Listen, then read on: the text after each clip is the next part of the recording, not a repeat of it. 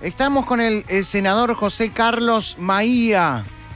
¿De dónde surge el apellido Maía, senador? Buenas tardes. Buenas tardes y gracias por la invitación. Bueno, espero que diga lo mismo al dentro final, claro, bueno, está, final. pero llegó como buena onda. Claro, obvio. ¿No? Es la misma Eso. que tenemos nosotros. Por eso. Claro. Bien, de bien. Sí. Mirá, gallego, mi abuelo era gallego y de ahí viene el origen gallego, de ahí. ¿Su abuelo vino al Uruguay? Sí.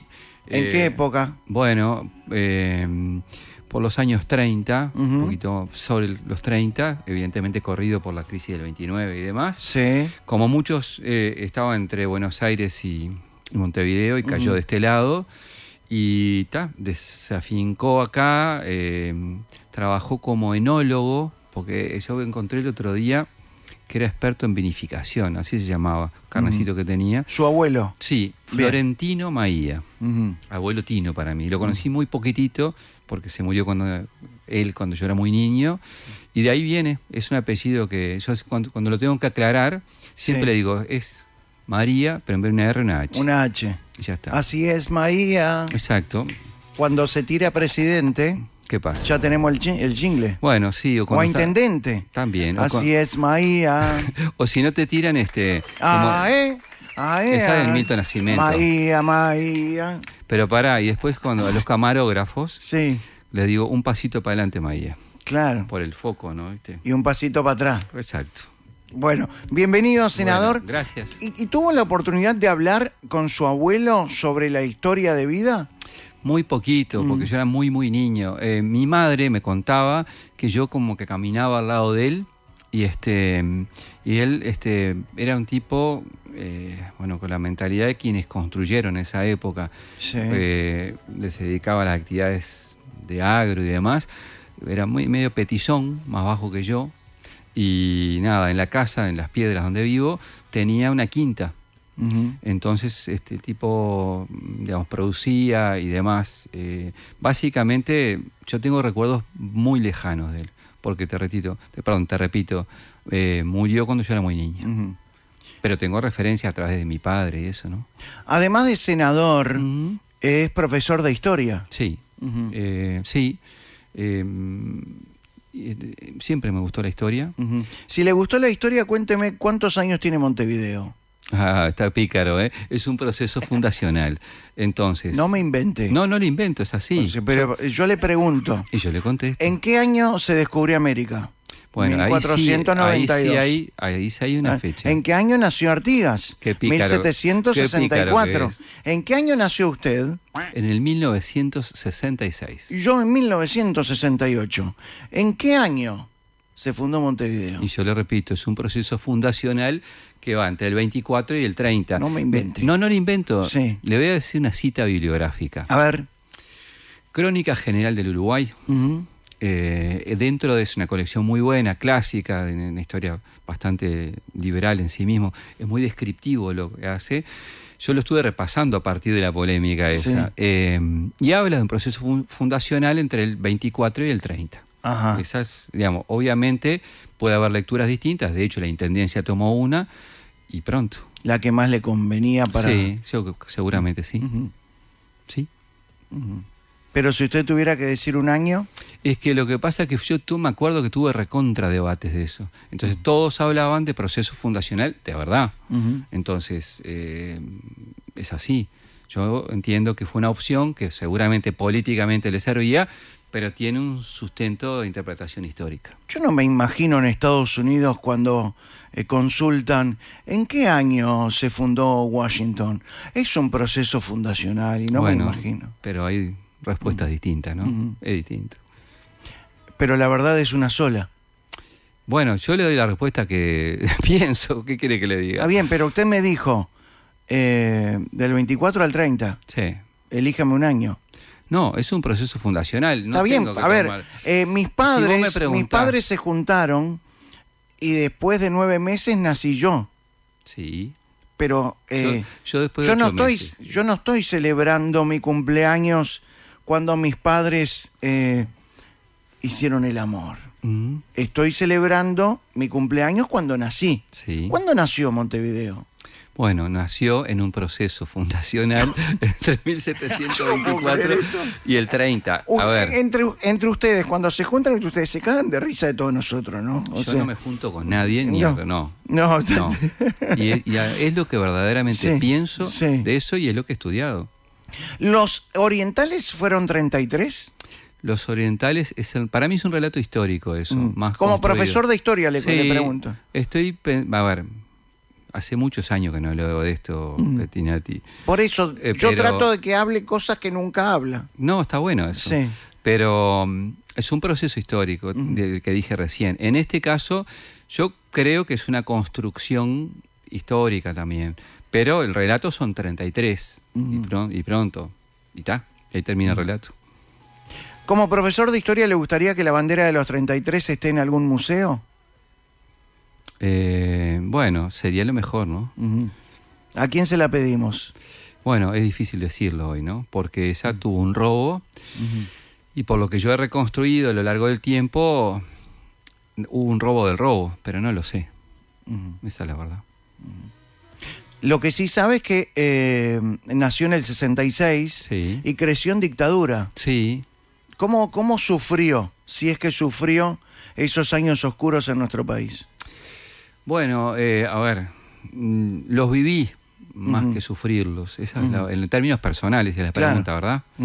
Porque... Desde el punto de vista familiar. Claro, sí. A ver, en mi caso, nadie de mi familia se dedicó jamás, de mi familia más directa, a la actividad política. ¿No tiene un antecedente político en su familia? No, Interesante. ninguno. Ujú. Y además, cuando se decía la reapertura democrática, fui a ver a los 3 partidos para ver por cuál optaba. Sí. En mi casa nunca me dijeron, anda por A, B o C, que era la época, no había más letra en el abecedario para eso, ¿no? O sea, Y estamos hablando de Las Piedras, ¿no? estoy hablando de Las Piedras, año Siempre 84. viviendo en Las Piedras. Sí, nunca me mudé casi, de ciudad nunca, y ahora vivo en el barrio donde me crié, Sí. siempre. Pero me acuerdo de haber ido a alguna actividad del Partido Nacional, a una actividad del Frente, pero muy parcial, a una de los Colorados, de la lista CBI, me acuerdo. Flores Flores Silva, Silva. claro. Y, La bueno, 89, decían. en ese sí, la momento. lista 89. Y terminé optando por el Frente, yo te diría que más me influyó en ese momento la historia de 2 figuras, la de Selmar y la de Carlos Quijano. Fueron los en mí más me despertaron. Después estuve, con la 99, Con Batalla. Sí, pero vuelvo a la dictadura. Yo lo vi como estudiante. Sí. Y lo más cercano que tengo en el tiempo es haber participado en los incipientes pasos del gremio estudiantil, mi clase, un sexto de Derecho. Sí. Pero nunca tuve actividad político-partidaria ni familiar antes, y en la dictadura lo viví como el promedio de la gente del Uruguay, o sea, sintiendo la falta de libertades, claro. pero ¿Lo no- sacaron de clase alguna vez por tener el pelo largo? No. A mí sí, ¿En increíblemente. Por eso me corté. Por eso Radical. me rapé. Está bien. No. A ver, sí pasaban a ver cabezas, decía. Y tengo una anécdota de un profesor muy querido que entró una cripta que era muy afín al gobierno de la época. Entonces la mujer decía, vengo a ver cabezas. Horrible. Horrible. Entonces venía con una regla, ¿no? Sí. Y el profesor de historia, él también casualmente... Vamos a contarle a la gente que si el pelo tocaba el cuello, de la camisa, te ibas para tu te ibas casa. para tu casa. A cortarte el pelo. Exacto. Entonces le dijo, fulano de tal, alumno tal, Sí. párese. Y el alumno era genérico. Ujú. Entonces se paró una muchacha que tenía el pelo largo, ponerle hasta la cintura. Sí. Entonces era casi un acto de rebeldía del profesor. Y la mujer, cuando vio que ante todos los estudiantes el profesor la hacía ir para atrás a mirar el cabello, en este caso de una muchacha, Sí. sintió que la hacía pasar vergüenza. Y nunca más en su clase entró a pedir ver cabezas en su clase. Son esos pequeñísimos actos de un liceo que en ese momento era el Liceo de Las Piedras, después se llamó Manuel Rosé, donde en los años 60 era bastante picante, pero según tengo referencias, y en la dictadura, bueno, se dio ese proceso. Usted como profesor de historia, identificado políticamente, ¿se puede educar sin identificarse políticamente? Sí, y además yo durante muchísimos años siendo diputado di Sí. clases, casi toda mi carrera. Ajá. ¿Se puede ser imparcial? Así. Es bravo. No. A mí me encanta eso. Primero porque me encanta la docencia, la verdad, Sí. la llevo en el alma. Segundo, tenés que entrar con la cabeza pensando que querés enseñar y no otra cosa.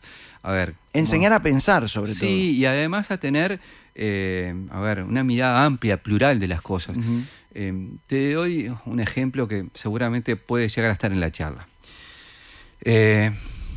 Revolución cubana, Sí. ¿verdad? Entonces vos a veces podés percibir que estudiantes pueden estar previamente por su formación en el hogar a favor o en contra. Entonces podés hacer una cierta picardía. Tipo que vos lo ves medio pro, lo pones como una especie de, como en los tribunales en Estados Unidos, ¿viste? A defender. A los que ves medio cerrado como gol de córner, bueno, contra. Y el resto, que evalúe.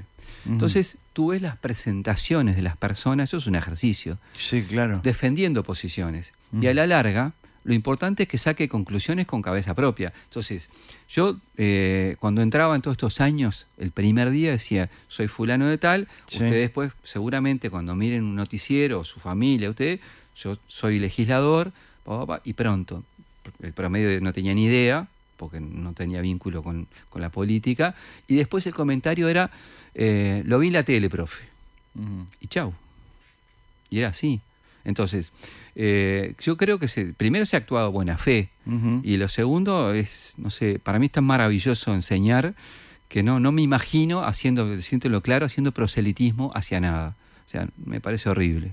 Bien, pero Puede pasar aunque no sea... me imagino que es consciente que algunos colegas suyos utilizaron la historia reciente para dar un sesgo diferente o su propia verdad, ¿no? Es posible, sí, claro. Por ejemplo, es muy común escuchar que el MLN peleó contra la dictadura. Sí. Y eso es mentira. Sí, en términos... A ver, el MLN fue liquidado militarmente antes de la dictadura. Había una enorme cantidad de presos del MLN. Había también exiliados y obviamente muertos. Pero durante la dictadura militar hubo una resistencia del pueblo uruguayo en general, de los partidos políticos, en plural los sectores democráticos de los mismos. El Frente Amplio en particular fue un partido especialmente perseguido por la dictadura, dentro de ello el Partido Comunista, al que nunca pertenecí. Bueno, pero digamos... el primer preso político fue Jorge Valle. Bueno, yo no sé si el primer preso político fue Jorge Valle, no. ¿Lo dice la historia? Bueno, yo no creo que alguien lo diga la historia en general. Insisto con esto. No, porque usted hace referencia a que la dictadura persiguió a la izquierda. Particularmente, no exclusivamente. Ah. Particularmente, por eso dije eso. Entonces, si tú vas... Todos fueron perseguidos, ¿eh? Claro, pero digamos, había especial inquina contra el Frente Amplio y es un dato de la realidad. O sea, lo ves con todos los datos históricos, ¿no? ¿Y esa historia reciente hay que revisarla? Hay que no tenerle miedo a hablar de estas cosas y hablarlo con honestidad intelectual. La honestidad intelectual no se mide, o sea, en el sentido que tenés que ser honesto intelectualmente. No se mide porque se tiene o no se tiene. Exacto. Pero hay mucha gente que no tiene. Bueno, sí, en la vida hay gente que no tiene honestidad intelectual. Es cierto. Es así. Sí, sí. Entonces, yo creo que esas... A ver, lo que pasa es que en este país somos, por suerte en parte, muy longevos, ¿verdad? Y algunos de los que estaban en esa época todavía están en la actividad política en general, pero no hay que tener miedo de mirar la historia en esos términos. Por lo menos a mí me parece necesario. Y saber que hay puntos de vista distintos, no que hay una verdad oficial. Usted contaba que en su familia no hubo nadie dedicado a la política. Nadie. ¿El paso por el IPA quizás despertó en usted esa vocación política? No, venía de antes. O sea, mi madre que falleció el año pasado, era muy pesimista con la perspectiva de la dictadura. Pensaba que iba a durar muchos años más y yo tenía la esperanza que no. Y si me preguntás de dónde viene, seguramente por una inquietud propia, pero no. Primero porque era dictadura, entonces yo no podía moverme mucho. No tenía un familiar directo activo en política partidaria. Entonces, el IPA digamos, capaz que me complementó, ponele. Claro, ¿ya el gremio del IPA ya estaba politizado en esa época? ¿A qué le llamas politizado? Bueno, es un gremio de la izquierda. Donde, a ver, había, por lo menos en mi clase había de todo, ¿no? Por supuesto, mayoritariamente de izquierda y relacionada al frente. Pero no, o sea, yo tuve militancia en el CEIPA, integré su secretariado un tiempo, cuando era de una lista que era, entre comillas, minoritaria dentro del frente, que era la 98, que era una conformación de la 90, los cristianos de la 808 y la 99, siendo yo 99. Pero en esa época me tocó la vuelta a la vida, ¿no? Ocupé el IPA 2 o 3 veces, hice 2 huelgas de exámenes. ¿Durmió ahí adentro? No, porque yo iba de mañana, hacía turno de mañana. Entonces mantenía el mismo horario. ¿No durmió nunca? ¿Adentro del IPA no, porque digamos... Pasa de todo cuando ocupan y duermen. No sé, yo no dormí y no puedo afirmarlo. No tira ninguna fruta, data. no. Data, información. Bueno, pero no tengo, no voy a inventar. Nunca ocupé tampoco, yo no fui al IPA. Yo además me acuerdo cuando en ese estaba un diputado de la 99, Carlos Negro, y ahí... Afrodescendiente. De apellido. Sí. Y lo confundieron, se ve, lo metieron preso. Hubo una interpelación que la hizo Yamandu Fau al ministro de la época, Antonio Marquesano. Entonces ocupé el IPA y el IPA, va de vuelta. El Codicen tenía un presidente históricamente muy prestigioso, que era Pibel Devoto. Pibel Devoto, claro. Era una referencia historiográfica. La vuelta a la vida me llevó a esto. Pasaron muchísimos años. Me acuerdo que una de las consignas duras hacia él era Pibel, el IPA no es cuartel. Y era, dale que va con eso. Claro, se escuchaba se escuchaba fuerte. Agraciada. Se escuchaba todo ahí. Sí. Y entonces pasó los años y cuando fui diputado por primera vez, fallece Pibel Devoto. Yo era, no sé si el único, pero era el más joven diputado del Parlamento entonces, profesor de historia, y la bancada del frente dice, bueno, vos sos el que hablás por el frente. Hay drama. Entonces, la vuelta a la vida me llevó en la época que me tocó, 22 años, más o menos. Cuando egresé, sí. Egresé en el 89, 19 de febrero del 89, con Historia del Arte. Y cuando entré como diputado, al fallecer Pibel había que hacerle un homenaje. Entonces, una de las tantas cosas que leí un libro de Marcos Gutiérrez Rodríguez, el hijo de Gutiérrez Ruiz, que era compañero mío de clase, que falleció, y Sandra Cabanilla, que habían sido compañeros míos del IPA en clase. Hicieron un libro espectacular sobre Pibel, y bueno, lo tomé como referencia, un tipo que era imponente, una eminencia, y me tocó, claro, tratar de ser lo más coherente con lo que uno ha sido de trayectoria de vida. Entonces cerré mi intervención diciendo que Pibel, utilicé una frase de Martí, de José Martí, cuando dice hasta el sol tiene sus manchas, en el sentido de que todo lo que iluminó, todo lo que significó desde el punto de vista historiográfico, particularmente con la reconstrucción del artiguismo, el archivo Artigas, y bueno, todo lo que escribió era imponente. Pero bueno, fueron circunstancias de vida que me llevaron así. Hablando del profesorado y hablando de la docencia que tanto le apasiona, ¿considera que hay en los últimos tiempos una degradación de valores? ¿Con respecto a qué? ¿Al estudiante? ¿Incluso también a la docencia? No, pero... Hablo de la calidad docente. Por eso, o sea, lo que pasa es que intento dar una respuesta profunda a esto. Sí. Usted habló 11 años atrás de la calidad docente que estaba en el año 2013 aproximadamente. Hablaba en el año 2013 de la calidad docente que estaba bajando. A ver, sí, es posible, seguro que haya... La verdad no me acuerdo ahora.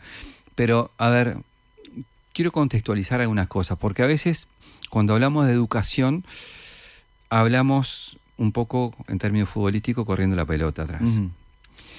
En Uruguay debe de haber, no sé, 50 años que tenemos la industria sin chimenea de las clases particulares de las ciencias exactas, ¿verdad? O sea, matemática, física o química. ¿Cuántos de sus oyentes Sí. fueron Clase particular. clase particular? Hace pasando todo lo que pasó en el medio, estoy diciendo democracia, dictadura, Sí. partidos políticos, todo, ¿verdad? El inglés, que al menos hace 20 años vos tenés aproximadamente mínimo 6 años seguidos de aprender inglés. Ujú. Sin embargo, los resultados son malos con respecto a los objetivos. Entonces, yo creo que hay un problema muy estructural de la educación uruguaya, que hay seguro un cambio en la calidad educativa, seguramente lo hay, pero trato de alejar de mi cabeza aquello que dice que todo lo que estuve antes era mejor y lo que ahora es malo. Seguramente hay gente que es brillante dando clases, que prepara, que estudia, Sin y dudas. hay sinvergüenza. O sea, chau. No debería haber No sinvergüenza. debería, pero hay, o sea, hay problemas porque, insisto, pasa eso. Entonces, lo importante es que tengamos la capacidad de mirar un sistema que mejore y que te dé mejores oportunidades, porque el Uruguay, la educación pública hace mucho tiempo era para pocos, Ujú. porque el mercado laboral y el mundo de la época permitía desarrollar tu vida sin las exigencias que tienen los jóvenes de hoy de calificación y el mundo de hoy. Entonces, yo siento que estamos absolutamente interpelados diariamente. Que nosotros estemos haciendo ahora este programa, que salimos con video, ¿verdad? Sí, con imagen. Con imagen. Era inimaginable. Cuando yo hice el IPA, mi profesora de didáctica del último año era una mujer que quise muchísimo, Carmen Tornaría. Ujú. Carmen era una mujer espectacular. Entonces yo me acuerdo que me decía, nos decía todo, ustedes tienen la televisión como rival, pero la televisión tiene color, movimientos, adentro, sonido, no compitan con ella. Utilicen esa herramienta. Si en esa época, estoy hablando año 86, 87. Lo mismo podemos decir de toda la tecnología que tenemos hoy en el con teléfono. esto, hace unos años me puse a perseguir a mis estudiantes del único grupo que daba, porque miraban el celular en clase, ¿viste?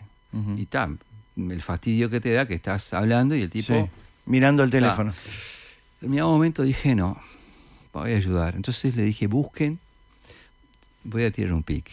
Sí. Populismo, definición de populismo. Ajá. Se zambulleron en el teléfono. Yo sé que miraron el populismo y miraron todo lo que querían mirar Sí, claro. en el momento. Pero traté de utilizar la herramienta a mi favor y el proceso de aprendizaje. Para no quedar afuera. Exacto. Y además utilicé la definición de populismo, que había muchas visiones de personajes hasta contradictorios. ¿Por qué? Porque en el curso de ese año que yo daba clase, tenía América Latina en los 50 y siempre trataba de elegir entre Perón Ujú. como Figura. o Getúlio Vargas en Brasil. Entonces, generalmente moría en Perón, porque me parecía más cercano para ellos, por el vínculo nuestro en Río de la Plata, ¿no? ¿El Frente Amplio es populista? No, ¿Por qué no? y porque no lo es, porque, a ver, asumir el populismo como una especie de demagogia, por llamarlo de otra manera. Ujú. A ver, la definición de populismo, ¿El socialismo no es una especie o una ideología idílica? sí, es positivista, como lo puede ser el liberalismo. Ujú. Y yo me los asumo como dos ideales, entre comillas, de sociedad, a los cuales apuntan, no digo extremos, pero miradas que nunca se concretaron en ninguno de los dos lugares y en alguna de las dos cuestiones. Pero para no perderme, cuando tú me preguntabas de populismo, ¿verdad? Yo utilicé la definición de un historiador italiano, el tipo se llamaba Octavio Ianni, y el tipo hablaba disculpen lo del tipo, pero... Sí, está bien, así. estamos en clase. Estamos en clase. Hablaba de un equilibrio de en tres pilares. Uno, el partido político, otro, el movimiento sindical y otro, el Estado. Y en ese vínculo se formaba una concepción de gobierno populista. Ujú. Entonces, donde tú ves que eso funciona con una fluidez, como podía ser el caso peronista, que era el caso que yo ponía de ejemplo, bueno, yo no veo en eso que haya sucedido en los gobiernos del Frente. ¿Mujica no es populista, no fue populista siendo presidente? No, Mujica es un pop star, por decirlo de alguna manera, es una especie de Mick Jagger de la política, es un individuo que es muy popular y seguramente propuso cosas que no estaban bien o con las que yo no estuve de acuerdo. Algunas de esas cosas me las recordó él en un reportaje en que hizo en el libro de Tulbovich y Danza, que no me sale el nombre ahora, según un oyente me va a decir, y él recuerda que el entonces diputado Roque Arrey, del Partido Socialista de Soriano, y yo, que éramos uno de los que representábamos al Frente en la Comisión de Educación, el PP quería llevar lo que fue después la UTEC, pero desde primero hasta la universidad.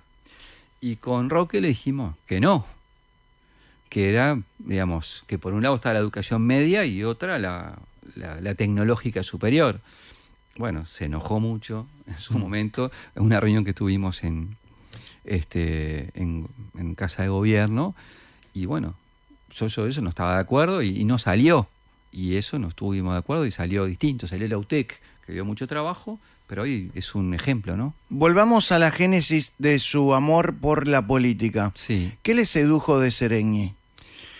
Bueno, me sedujo el pensamiento estratégico, su vida y su entrega a una causa.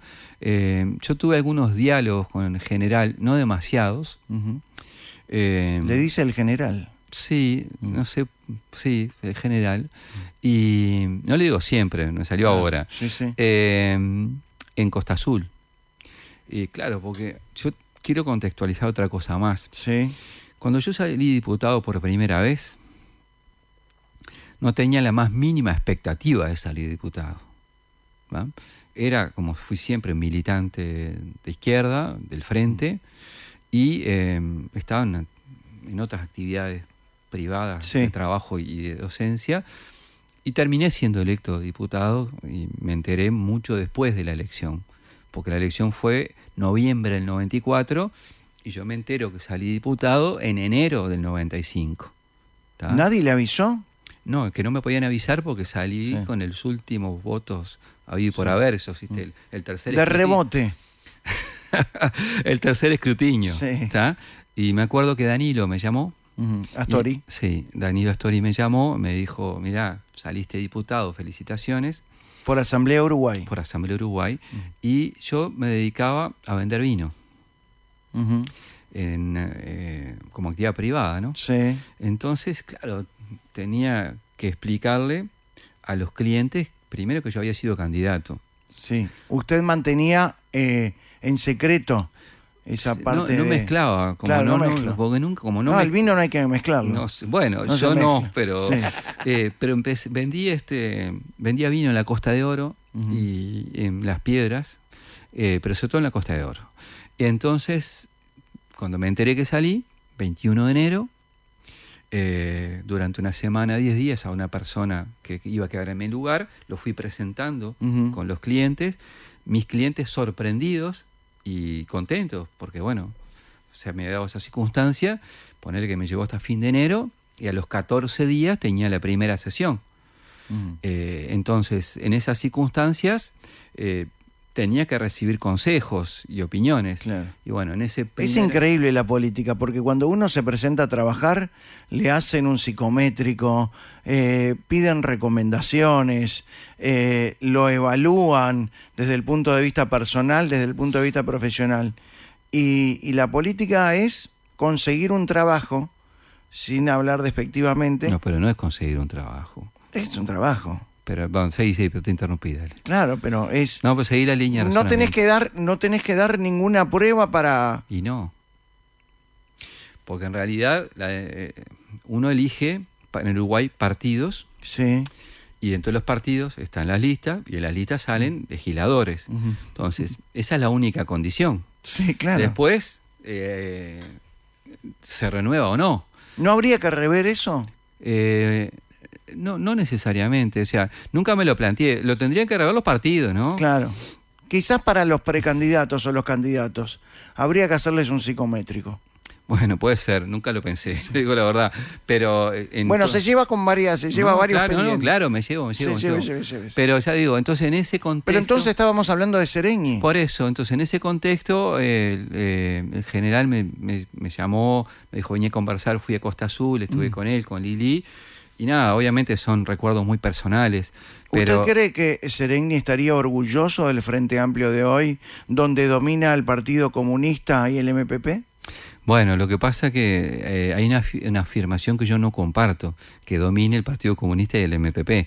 ¿Por Sí, qué no comparte eso? ahora le explico. Salta a los ojos eso. Bueno, pero no es así. Y yo voy a demostrar Muy el bien. por qué no es así, por lo Adelante, menos desde mi punto de vista. Sí. A ver, lo primero, el Frente Amplio tuvo, por ejemplo, elecciones internas Ujú, en el 21, diciembre del 21. ujú. En esas elecciones internas votamos aproximadamente 140.000 frente amplistas, que es muy complicado votar en la interna del Frente por cómo somos los frente amplistas en las internas. Para que tengan claro, hay a veces adhesión simultánea, si vos te afiliás al Frente en el momento, Sí. y tenés hasta 6 hojas de votación. ¿Qué quiere decir? Por ejemplo, votás una lista nacional para el plenario nacional del Frente Amplio, Ujú. votás otra para el plenario departamental del Frente, después tenés delegados de las bases, que los marcás, plenario nacional, plenario departamental, y tenés un presidente, un candidato a presidente de la fuerza política a nivel nacional, por ejemplo, José Fernando Pereira, y un presidente en cada departamento o varios candidatos de cada departamento. O sea, cuando vas a votar, lo que quiere decir que, es un sobre que la gente llega y tiene que elegir bastante, ¿verdad? Usted siendo profesor de historia, Mm. me está haciendo la táctica del alumno que paya. Yo no estoy payando, le estoy diciendo las ¿Por cosas. qué? Usted está aprendiendo en Porque- este momento caso no. que no sabía. Porque yo le pregunté si Seregni estaría orgulloso del Frente Amplio de hoy. Saquemos que comanda el Bueno, Partido ahora está. Comunista. Si y el sacamos, MPP. porque yo estaba explicando la segunda Sí, parte de la pregunta. Está bien, ¿no? pero me está payando. No, Yo no, si no. fuera profesor ya lo he hecho. A diciembre, a febrero. va. Bueno, pero usted no es profesor. No se crea. Bueno, yo no lo conozco como profesor. Lo que le digo es. ¿Seregni estaría orgulloso Sí, del Frente Amplio sí, de hoy? ¿Por sí. qué? Bueno, lo que pasa es que usted me hace preguntas que yo contesto parcialmente, entonces Claro. no puedo. Yo lo que le digo, ¿por qué le digo esto? Porque Sí. el Frente Amplio sigue siendo plural. Ajá. Hay dentro de los Frente Amplistas, en la última elección interna, porque me cortó, Sí. en la última elección interna, Sí. el 25% votó al Partido Comunista. El 23% votó a el MPP. El 18% votó a convocatoria sereñista. Y después otros grupos. En la mesa política nacional, Sí. el Partido Comunista tiene 4 representantes, el MPP 3, convocatoria tiene 3, la vertiente artiguista tiene 1, el Nuevo Espacio tiene 1, el Grupo PAR tiene 1. O sea, hay una diversidad importante de sectores en la conducción semana a semana del Frente. Está Por bien, eso- pero no me puede negar que hoy el Frente Amplio es un partido de fútbol entre el MPP y el Partido Comunista. Bueno, pues yo eso le digo que no. Estoy sosteniendo lo contrario. ¿Usted cree que Asamblea Uruguay es garantía de moderación dentro del Frente Amplio? ¿Es el grupo moderado que le queda al Frente Amplio? ¿Sabe lo que pasa? Entraríamos a discutir el tema moderación, ¿verdad? Y yo no... es un término con el que no me llevo muy bien, Ajá, personalmente. sí. Pero ahora, hay un espectro importante de votantes del Frente Amplio, que es más del 30%, que optaron por listas, entre comillas, moderadas, Ujú. o sereñistas o astoristas. En la última elección de 2019, estoy diciendo. ¿Por qué no tuvo la representación parlamentaria? este espacio en 2019 por las reglas electorales y los errores que cometimos quienes estábamos en lugares de dirección de los sectores sereñistas. Pero hay una enorme cantidad de frente amplistas que se autopercibirán moderados o de izquierda de centro o sereñistas. Está bien, pero dentro de lo que son los precandidatos hoy, Orsi, Cose, Lima y Vergara, usted apoya a Mario Vergara, que digamos es el más moderado. Claro, pero volvemos a lo mismo. Yo no le veo radicales en sus discursos y acciones general. Sí, porque ni hablan bien. Bueno, eso va de ¿Es el peor su frente, comentario. ¿Es el peor frente amplio de la historia, como no, dicen? Dice algunos integrantes de la coalición. Sí. No, no. Primero me parece absurdo la afirmación que hacen. Es el Frente Amplio que hoy está en la transición de suceder liderazgos muy potentes. Estamos hablando de Sereni, Tabaré Vázquez y Astori. Sí, exacto. Y bueno, esos grandes liderazgos, los que venimos después en distintos lugares de responsabilidad, tendremos que ocupar los lugares de responsabilidad que diga la gente. Pero la falta de Tabaré Vázquez, de Astori, de Sereni, ya hace muchos años, ¿no hace que crezca el comunismo dentro del Frente Amplio? No. ¿Por qué hay gente dentro del Frente Amplio que admira a Cuba? Te voy a decir una frase. El Frente Amplio rengueamos de Cuba, nosotros. Expláyese, por favor. ¿Vio cómo le iba a gustar?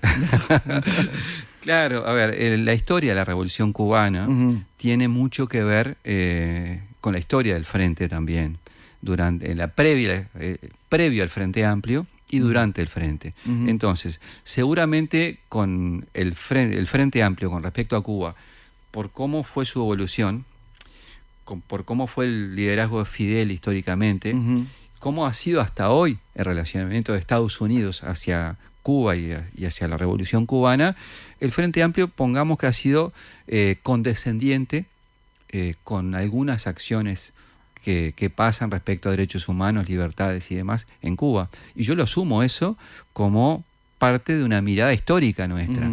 Y yo no siento una contradicción entre ser críticos con muchos aspectos que están sucediendo o han sucedido en Cuba, con tener una mirada históricamente... Está bien, pero no hablamos solamente de la historia. Por ejemplo, usted que apoya a Mario Vergara, ¿qué ve cuando ve esta foto?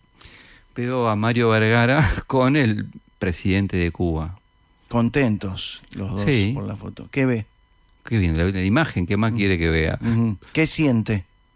No, a ver, siento... Nada, ¿qué quiere que le diga? Siento que nosotros tenemos lazos históricos con Cuba y con la Revolución Cubana, de la cual no abnegamos, y algunas de las cosas que suceden en Cuba creo que tienen que ver con acciones que suceden ahí y otras con, obviamente, la mirada y la presión de Estados Unidos también. Ambas son cosas que son parte de la verdad.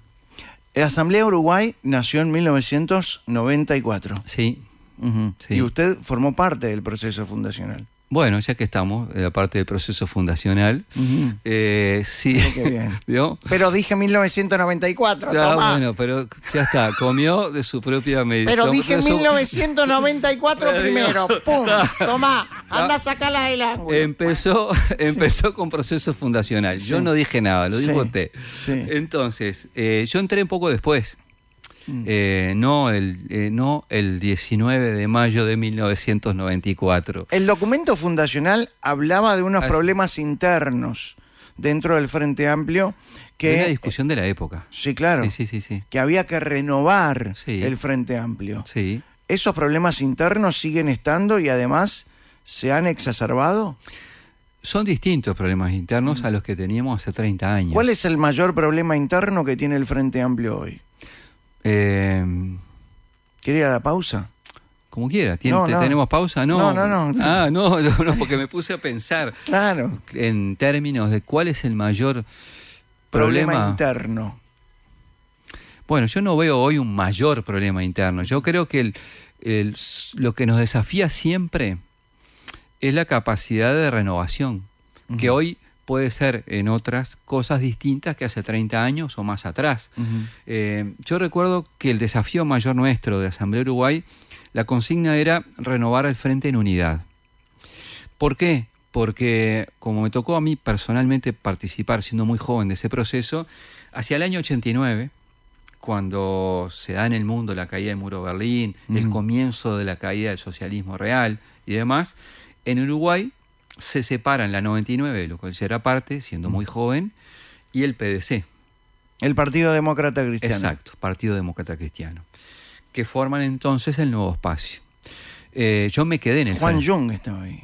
Estaba Juan Jung, exactamente. Juan Jung, Carlos Casina, mucha gente que yo conocía a la época, de la 99 más que del PDC. Entonces, yo creo que eso, en términos de acumulación de la izquierda, nos llevó mucho tiempo y muchos dolores de cabeza. Y el mayor desafío, y por el cual nosotros pagamos altísimos costos políticos en Asamblea Uruguay, fue el renovar al Frente en unidad. Es decir, priorizar y tener un equilibrio entre la pertenencia y la lealtad al Frente Amplio con la necesidad de renovarlo programática e ideológicamente. Entonces vuelvo a hacerle la pregunta, ¿cuál es el mayor problema interno del Frente Amplio hoy? Bueno, yo le reitero la respuesta. Sí. Yo no veo un mayor problema en sí mismo superlativo. Creo que el problema mayor siempre está en la necesidad de renovarse. La renovación supone intentar sacudir estructuras, ideas que tenías de antes y seguir, digamos, como una especie de permanente renovación. Y en eso a veces tenemos dificultades. Yo siento que hay ideas más conservadoras y otras que no. Las elecciones internas dentro del Frente Amplio están polarizadas. Sí. ¿A usted no le gustaba decir que dentro del Frente Amplio domina el Partido Comunista y el MPP? No es que no me guste, que no creo en eso. No opino eso. Está bien.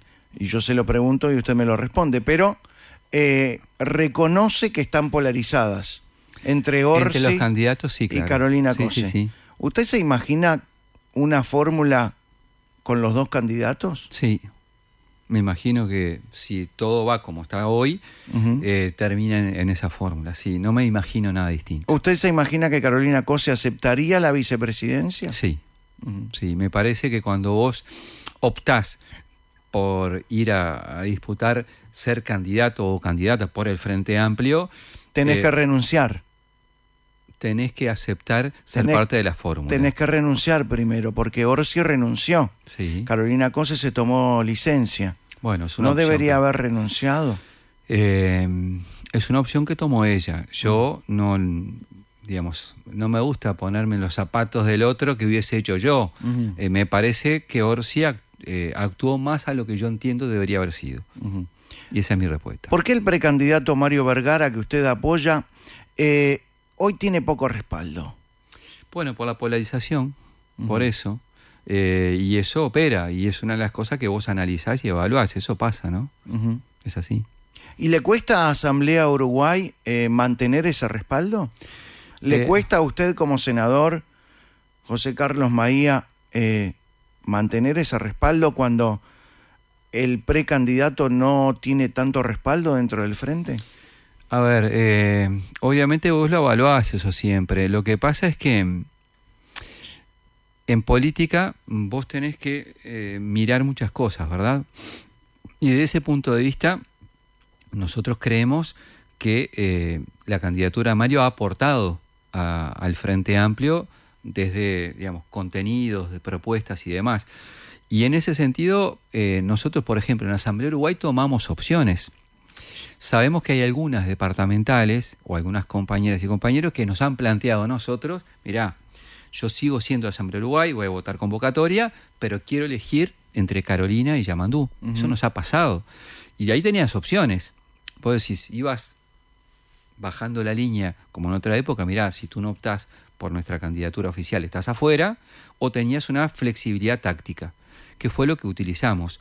Y porque la persona te dice diciendo, mira, yo sigo siendo y el 1 de julio voy a votar a Asamblea Uruguay y voy a votar convocatoria. Entonces, en algunos lugares hemos, a nivel nacional, decidido dar libertad para que eso sucediera. Dentro... Pero no es la etapa ideal, o sea, no es lo que vos desearías que sucediera, pero tenés que tener en cuenta cómo hoy las cosas son distintas. Dentro del Frente Amplio, ¿siente que hay gente que ha operado o que ha metido presión para que Mario Vergara bajara su precandidatura? Sí, hay, digamos, intereses muchas veces, porque ¿qué pasa? Vos siempre presuponés, que si no está tal candidatura, favorece a una u otra. Sí. Eso indirectamente puede estar existiendo, no directamente, pero sí se da de hecho, porque se está dando entre los electores, ¿no? ¿Y estamos descartando que Mario Vergara podría llegar a retirar su precandidatura? Yo no puedo descartarlo, pero no está planteado.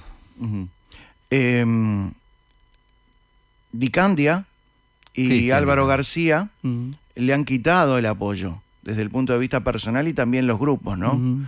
¿Eso es una traición? No, ellos es un proceso que fuimos conversando y que yo y todos nosotros sabíamos cuál era la posición de ellos. Ellos no renunciaron a convocatoria sereñista, que es la acumulación política que hemos hecho con Asamblea Uruguay, Fuerza Renovadora, Partido Demócrata Cristiano y ellos, utilizamos en esto una libertad táctica. Porque, ¿qué pasa? Miren, yo voy a poner un ejemplo. Increíble que haya disciplina partidaria para unas cosas Sí, y ahora pero hay bueno, libertad táctica. Bueno, voy a explicarlo con dos ejemplos que me parece importante. Ejemplo del frente en general, porque capaz que íbamos a eso. El frente no apoya, como Frente Amplio, el plebiscito por la seguridad social planteado por el PIT-CNT y otras organizaciones sociales. ¿Y usted? Tampoco. Entonces, el Frente Amplio, como partido, no lo apoya, quiere otro camino, que es cambiar esta ley vigente por otra, de un proceso distinto. Bien. Sin embargo, el Plenario Nacional del Frente Amplio, ¿qué resolvió? Resolvió dar libertad de acción a sectores y militantes del Frente Amplio para, si quieren firmar y militar para que haya un plebiscito, lo hagan. Entonces, esto ya pasó en el Frente como definición política, en ese tema. En Asamblea Uruguay tiene algunas de sus departamentales o integrantes de sus departamentales que quieren apoyar a Carolina Cose y algunos a Yamandú, Orsi. Y ahí tú tenías una cuestión a resolver. ¿Y qué tenías que resolver? Decir, bueno, bajás la vieja línea, decir, bueno, haces esto o estás afuera, o tomás una flexibilidad táctica para una interna hacia el 30 de junio. Optamos por lo segundo, pero no es, digamos, si bien históricamente podría ser novedoso, el Frente Amplio ya en este periodo lo aplicó para sí mismo respecto al plebiscito. ¿Hay una operación política contra Yamandú Orsi? Tú lo decís por la denuncia Por y el eso. Parque Roosevelt. ¿Por qué? Por el Parque Roosevelt. Pasó por el Parque Roosevelt. Bueno, es como el pasó a saludar. Sí, no, casi. Sí, pero se quedó. No sé. No, No, yo tampoco. a ver, la verdad, yo conozco a Yamandú. Menos mal. A Yamandú. Menos mal Yo conozco a Yamandú que aclaró. desde la época del IPA, porque él es profesor de historia. También es profesor Claro. de historia. Me tocó competir con Yamandú cuando fue candidato a intendente por primera vez. De cada 10 personas que votaron al Frente Amplio en Canelones, 6 votaron a Yamandú y 4 me votaron a mí. O sea, lo conozco de antes la actividad política, lo conozco en la actividad política y si bien esto tiene un proceso judicial, que será el que será, yo directamente no creo que eso que se denuncia sea verdad. No, está bien, pero yo no le pregunté eso. Le pregunté si Bueno, hay yo una... contesto lo que si quiero, hay- no le elijo la pregunta No, a usted. está bien, pero hay una operación política. ¿Cree que alguien tiró esto? ¿O yo un grupo político? No, yo no puedo afirmar eso porque además no lo puedo demostrar.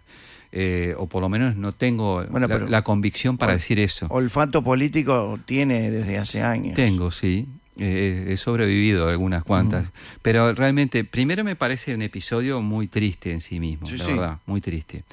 Y segundo, yo reitero, conozco a la persona, conozco a Yamandú hace muchos años, entonces yo no creo eso posible.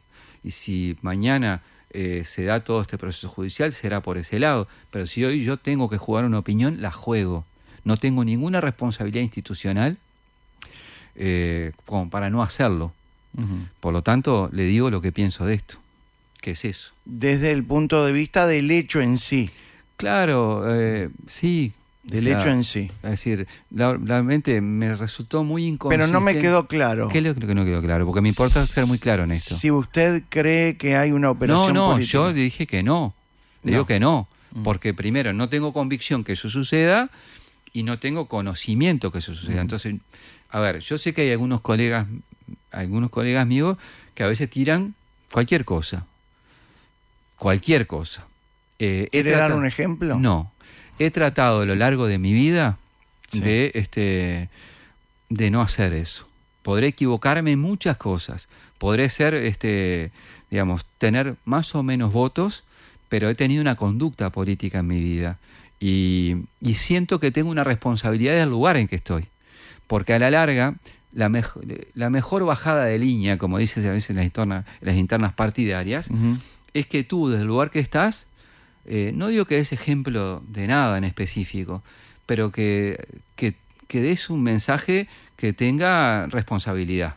Honestidad, como hablábamos Entonces, antes. Yo, la verdad, trato de tener consistencia en eso.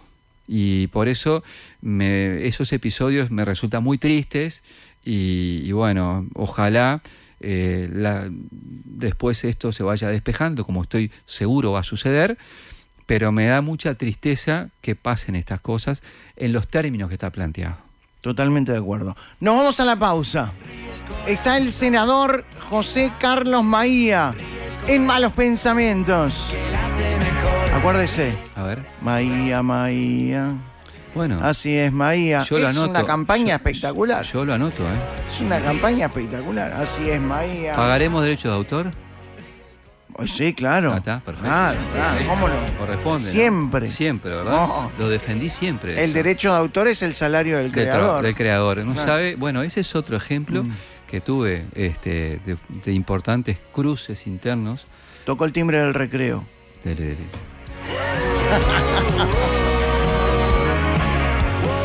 quién le está escribiendo, Maía? A mi hijo le estoy contestando. ¿Qué edad tiene su hijo? ¿Cuántos hijos tiene? ¿4?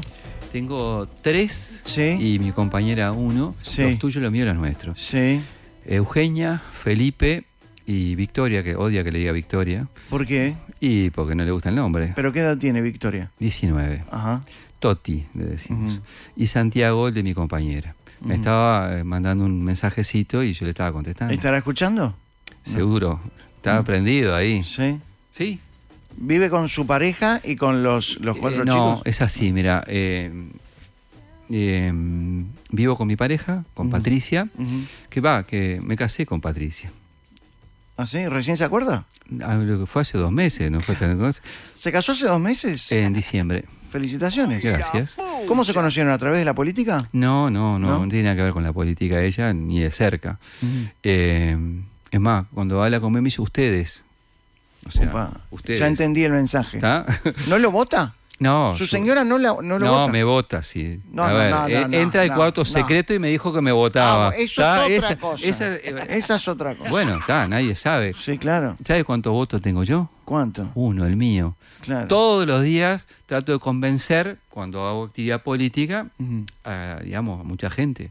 Pero bueno, cada uno sabe que tiene su propio voto.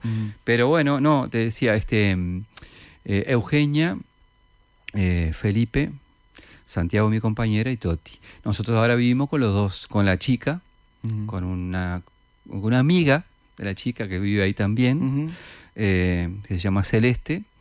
Y bueno, y ahí estamos en Las Piedras. Yo vivo donde vivía siempre. Y tratar de construir durante muchos años una familia ensamblada tiene lo suyo. Y en eso, si no me lo preguntaste, pero si me lo preguntaran, Sí.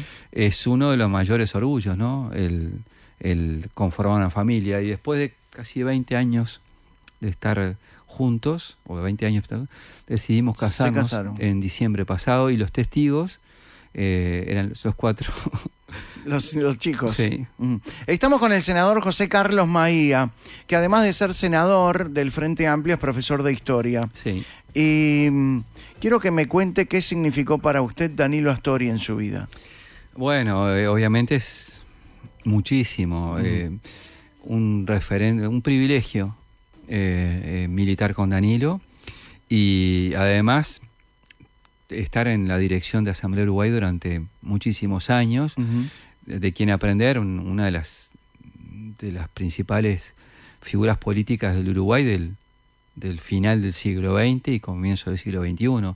Entonces, obviamente el referente histórico mayor del espacio político y un hombre, digamos, que compartí muchísimas cosas. ¿Danilo Astori preparó a las nuevas generaciones Danilo, más para que ocupar ese lugar? ¿Vos decís alguien que lo sustituya? Sí, claro, o preparar. No.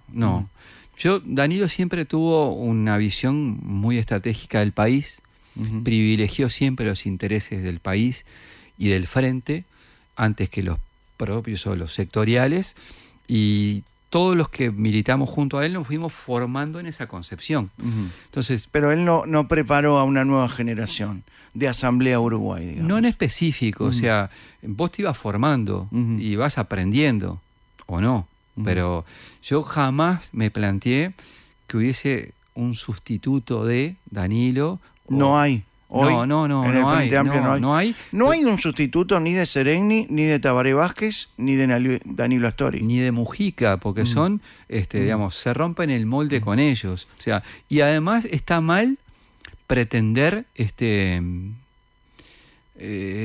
querer ser como. Bueno, un poco Orsi juega a ese juego para ser como Mujica, la forma de hablar, el termo, el mate, el decir algunas cosas. Bueno, no sé, a ver. Bueno, sí. Bueno, yo lo que digo, él... Estábamos hablando de honestidad hace un Yo momento. sí he sido y soy, Sí. si hay algo que me identifica es eso. ¿Tenía razón Astori cuando dijo que Mujica gastó mucho y mal? A ver, sí, pero lo dijo, sí. En su momento hubo, no todo fue así, hubo gastos excesivos y algunos que no compartimos. Y eso es público, es claro y está dicho. Así que... ¿Cómo era la relación entre Mujica y Astori? Bueno, no voy a hablar de eso. Primero porque no... Yo le pregunté. Y yo le voy a contestar. Está bien.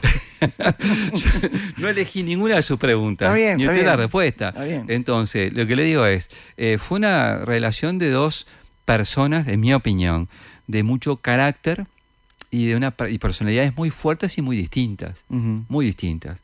Entonces, logramos la combinación, el equilibrio y la complementación de dos personalidades bien distintas después de una interna intensa, como fue la de 2009. Sí. Entonces esa fórmula para el Frente Amplio fue muy exitosa. Y yo creo que son bien distintos. Danilo obviamente ya no está con nosotros, pero eran bien distintos sus características. ¿Usted se siente el heredero natural de Danilo Astori? No. Políticamente hablando. Heredero del pensamiento, de una concepción de izquierda, sí. Pero no en términos personales, y que para mí no hay herederos de Danilo. Yo nunca me lo planteé personalmente y creo que no es planteable. Insisto, no me parece inteligente hacerlo y no es posible. Sí seguís líneas de pensamiento, digamos, conductas políticas, pero tenés que ir con tu propia impronta y ser vos. ¿Cuál es el historial político de Claudia Hugo para ocupar el lugar que ocupa, un lugar importante en la Cámara de Representantes? Claudia fue de mucha confianza de Danilo, al ser su compañera. Fue su pareja, claro. Sí, claro, y su compañera. ¿Y eso le gana el lugar? Déjeme terminar la respuesta. Y ocupó lugares relevantes en la interna de Asamblea Uruguay. Y eso fue lo que le dio el respaldo para estar en el lugar de la lista de diputados de Montevideo de Asamblea Uruguay. Por esos lados, por esos lugares. La construcción se hizo en esos términos. En política juega también, yo creo que en muchos planos, también un plano muy importante es la confianza. Y bueno, obviamente por distintas razones personales fue de confianza de Danilo. Y creo que eso fue ¿Esas son las credenciales suficientes para ocupar un lugar como el que ocupa? Bueno, fueron las suficientes por el peso que tenía dentro de la organización, particularmente en Montevideo. Opino que, ¿te acuerdas cuando en el bloque anterior hablábamos de la conformación, de listas? Yo creo que eso se renueva habitualmente. Es decir, ¿qué quiero decir con esto? A la larga la gente, los partidos y la gente te renueva o no la confianza. Voy a decir algo de memoria, que no estoy 100% seguro de que sea así, pero la renovación en el Parlamento era aproximadamente de un 65% de los parlamentarios. O sea, ponele que repetía... Cada vez que hay elecciones. O sea, había una renovación importante. Sí. Yo soy de los pocos que durante muchos años he sido reelecto, que tiene dos combinaciones. Por un lado, la confianza de tu gente y tu partido, y por otro lado, la renovación de la gente. Bueno, yo creo que se da la renovación, el Frente la ha procesado bastante ordenadamente y ahora tenemos un desafío. ¿Danilo Astori abusó de su licencia en el último tiempo, después del COVID y con la neumonía? Yo voy a ser muy subjetivo en la respuesta y no puedo ser de otra manera. Danilo hizo el máximo esfuerzo personal y físico. ¿Usted cree que quería volver? Sí, ¿Estaba seguro que...? No, a ver, era su ilusión volver. Y yo personalmente respeté muchísimo eso. Y me parece que hay determinadas cosas que uno en esta vida tiene que reconocer. Si la pregunta es, ¿fue más allá de lo que debía ir? Sí, seguramente sí, para ser muy honesto. Debía haber renunciado antes, quizás. A ver, pudo haberlo hecho, pero yo respeté y respeto mucho que él hizo lo máximo posible, honestamente, y físicamente intentó prepararse hasta el final para llegar, y no fue posible. Y bueno, eso fue lo que pasó. Y por eso se dio en esos términos, y por eso tuvo y tiene el respeto que tuvo de todo el sistema político. Y es de las cosas que yo personalmente he respetado mucho también. ¿Usted se siente astorista? Sí, claro. Yo lo hablé con el propio Danilo de esto, que le costaba mucho decirlo. Y claro, es una manera de encarar el país y la izquierda. Si usted, senador José Carlos Maía, se siente astorista, ¿por qué Florencia Astori apoya a COSE y es cosista? Qué buena pregunta. Bueno, fue una opción de ella. Yo la conocí poco a Florencia a lo largo de los años, por ser la hija de Danilo, sobre todo. Después la seguí en las redes por una cantidad de difamación que se hacía cotidianamente, y ella jurídicamente los atendía a todos. La historia del museo. Por eso, y vos veías a aquellos que difamaban a los pocos días pidiendo disculpas y nada Está más. bien, dejemos de lado... Pero no, quiero... pero no sé, a ver, ella optó por él. Una cosa es Florencia Astori y otra cosa es Danilo Astori. Yo estoy seguro... A ver, Danilo... no, está bien, cada uno tiene que tener un pensamiento propio, está clarísimo. Digo, son situaciones distintas. Pero es raro porque usted, siendo Maía, se siente astorista, y Florencia Astori, que es Astori, se siente cosista y apoya a COSE. Bueno, ¿por qué cree que apoya a COSE y no a Mario Vergara? Bueno, nunca le pregunté y no es una respuesta que deba dar yo. Reflexionemos, hagamos de cuenta que estamos en clase. No, no estoy en clase y sé dónde estoy, por eso no voy a reflexionar sobre eso. Son datos de la realidad, a mí me parece una opción respetable. Yo estoy en otro lugar. En el Frente Amplio hay un sector que es Marea Frente Amplista. Marea, sí. Donde está Tato Olmos, sí, que sí apoya a Mario Vergara. Sí. ¿Cómo le sacudió a usted desde el punto de vista personal y político la situación de Tato Olmos con su suplente, con la chica que él lo acusó de acoso sexual. Y bueno, me dio mucha tristeza realmente la situación.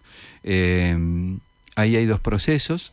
Por un lado está la situación ante la justicia y tendrá la evolución que tenga. Ujú. Y otra fue la decisión del plenario y sobre todo del Tribunal de Disciplina del Frente Amplio. ¿Se apuraron algunas mujeres del Frente Amplio a acusarlo a Tato Olmos? Es posible, o sea, esos temas sensibilizan por lo menos una parte de la izquierda mucho. Casi Nos pusimos nerviosos. No, hice el gesto y le Sí, enganché. sí, está bien, Hice el gesto y está lo bien. enganché. Casi sensibilicé el micrófono de Sí, golpe. obvio. No, y bueno, casi me hace perder el sentido de la respuesta. Pero vuelvo al origen. Es una situación muy triste desde el punto de vista del Frente Amplio y su institucionalidad está resuelto, Ujú. porque así se pronunció.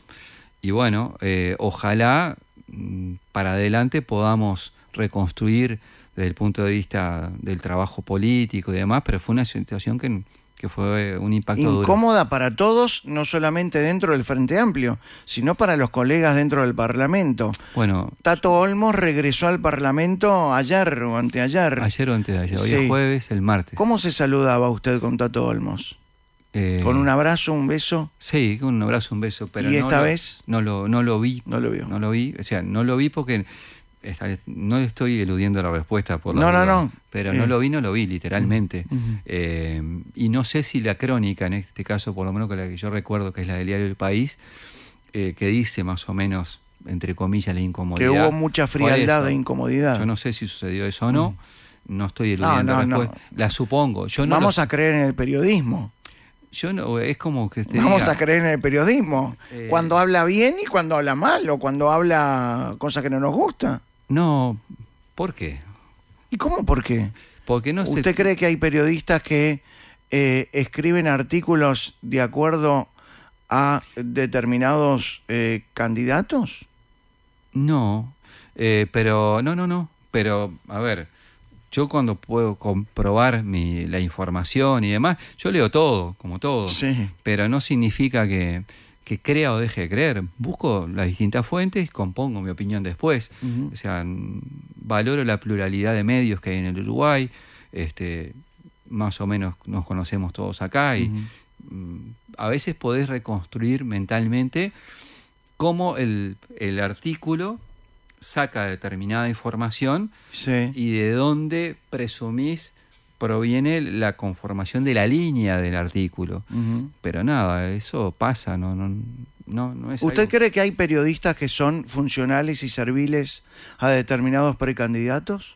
Yo nunca me puse a razonar en esos términos. Razonemos. Pero no quiero, porque no lo hice antes, no lo voy a hacer ahora. Bueno, no me siempre parece. hay una primera vez. Sí, pero no es el caso. Ujú.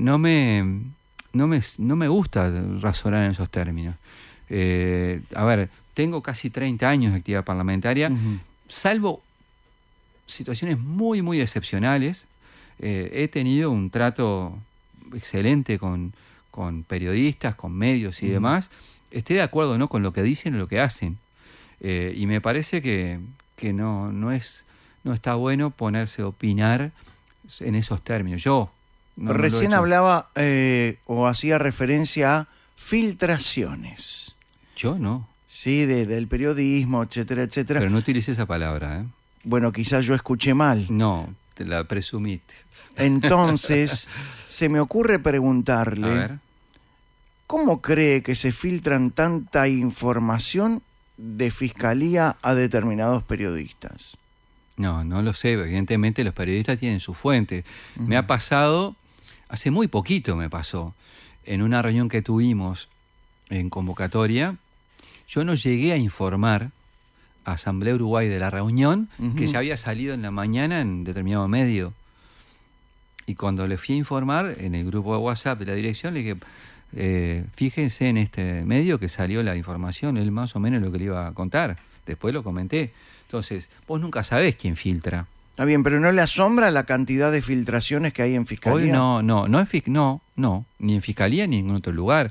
Pasan. Me pongo a analizar después los contenidos y demás, pero no. O sea, yo desde que hace muchos años, el episodio que mejor recuerdo que me tocó a mí por lo menos vivir, Sí. fue en 2002, en el momento de la crisis de 2002, cuando se votó la reprogramación de los depósitos, que fue entre un jueves y un domingo, Sí. que se cortaba el aire con motosierra, por muchas razones.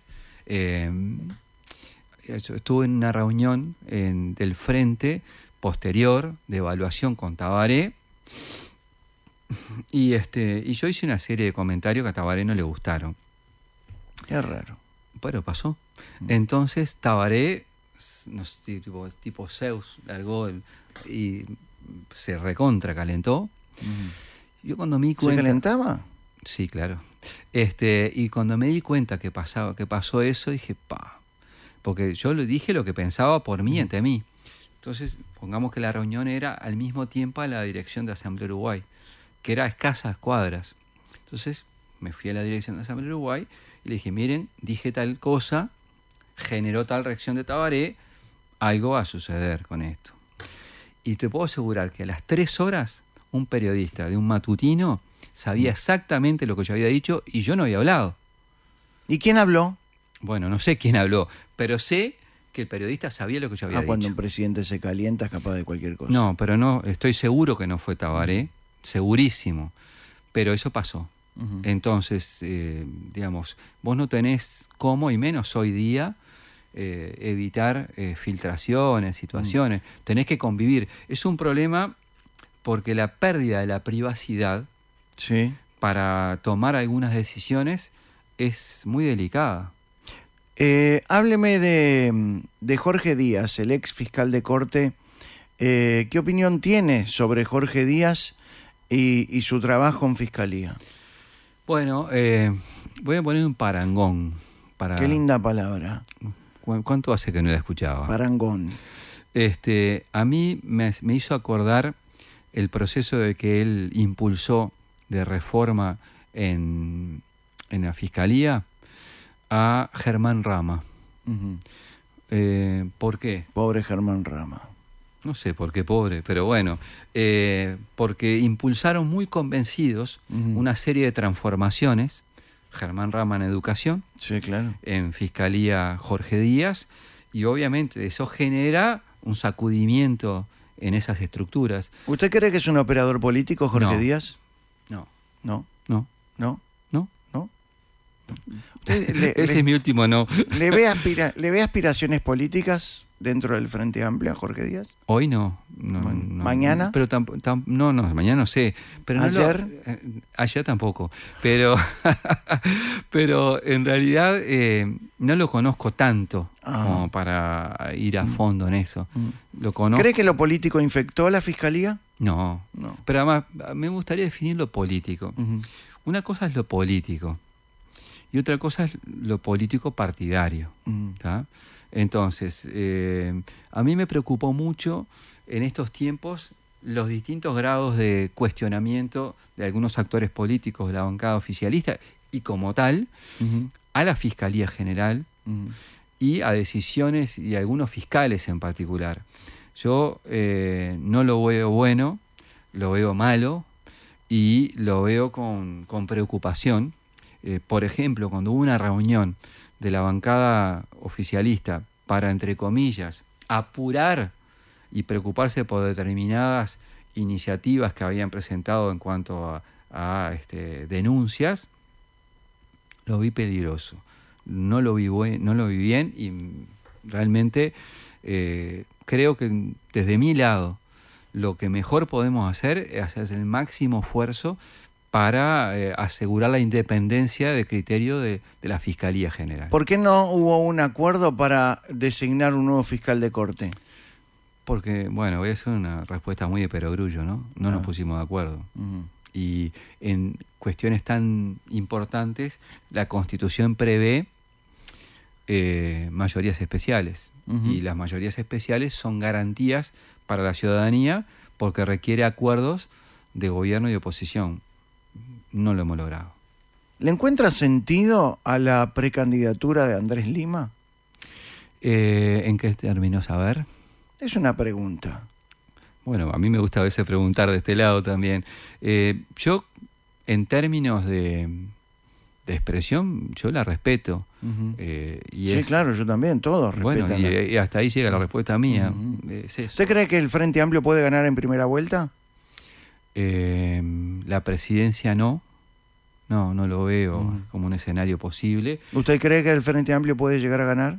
Sí, creo que estamos peleando, obviamente soy parte interesada, ¿no? En ganar con mayoría parlamentaria. Sí, estamos muy cerca, pero falta. Lo que pasa es que es una proyección que no tiene mucho sentido ser hoy de mi parte. ¿Cree en las encuestas? Un instante. Sí. Porque, claro, es muy difícil proyectar hoy cuando vos no tenés las candidaturas definidas de los partidos. Eso es un cambio muy importante en la decisión de las personas, porque las personas juegan un factor muy importante a la hora de decisión de la gente. Las encuestas, creo promedialmente. El periodo pasado quise hacer un proyecto de ley, mejor dicho, hice un proyecto de ley de regulación de las encuestas. Logré el apoyo de la Cámara de Encuestadoras del Uruguay. No logré el apoyo de los demás partidos políticos para firmarlo y no lo presenté, o sea, no lo puse en marcha, porque ¿qué pasaba? En ese momento las encuestas al frente le daban mal. Y si yo iba con un proyecto de ley, dice, ¿por qué presentan esto? Porque le está yendo mal. Y no era así. Pero bueno, nadie me firmó el proyecto de los demás partidos, no había posibilidad de acuerdo y no salió. Las encuestadoras, en el momento, estoy hablando hace 4 años atrás, ¿verdad? En ese momento comenzaban a tener una competencia desleal a la cual se han ido adaptando, creo, que ¿viste? En Twitter y demás, esas encuestas de opinión que largan tal o cual programa o lo que fuera, o gente que utilizan las nuevas herramientas, empezaron a sentirse, digamos, como interpelados. Y bueno, yo creo que hay que regularlas. El mayor problema está en la interpretación que se hace, digamos, de quienes no contestan y la proyección de lo mismo. Ahí hay un problema importante. Senador, estamos con José Carlos Maía, senador de Asamblea Uruguay. ¿Puede recordarnos qué dijo sobre Venezuela y Pacheco Areco? Ah, sí, fue una frase que... ¿Infeliz? No, fue, le diría, casi espontánea, porque estaba en una rueda de prensa y cuando vos estás en la rueda de prensa, los periodistas obviamente preguntan lo que entienden. Y cuando me preguntan por eso, yo di esa respuesta. Y, ¿qué dijo? Bueno, no me acuerdo exacto, pero más o menos el concepto es este, que el gobierno de Venezuela tenía aspectos parecidos a la época del Pachecato. Creo que por ese lado fue que dije la frase, ese es el concepto. Sí. ¿Se arrepintió? No, capaz que, digamos, no pudo no haber sido del todo justo, pero en el Pachecato pasaron cosas muy complejas también. ¿Maduro es un dictador? Si no lo es casi. Es un gobernante autoritario. Yo no lo pongo en la categoría exacta de dictadura. Está bien, pero ¿están todas las garantías para que sean? No hay elecciones libres. No hay garantías electorales desde mi punto de vista. Lo que no entro es en un encasillamiento. Acá, lo que he visto últimamente es que somos en Uruguay muy Venezuela-céntricos. Es decir, parece que Venezuela es el centro de todo. Bueno, nos ayudó muchísimo en la época del Frente Amplio, Venezuela. Al hijo de Tabaré Vázquez también, haciendo negocios. Eso yo no nos regaló $20 millones para el hospital de clínicas, que no se sabe dónde están, pero no importa. Pero son afirmaciones suyas que yo no doy. No, son afirmaciones, sí. Son las noticias. Bueno, hay noticias que son totalmente ciertas, otras más o menos y otras no. ¿Otra vez cree que hay periodismo que...? No, digo que hay noticias que no son, que no tienen adecuada información o que no está bien informada la persona que eleva... Bueno, yo no desinformo. El hijo del presidente Tabaré Vázquez hizo negocio con Venezuela. ¿Y?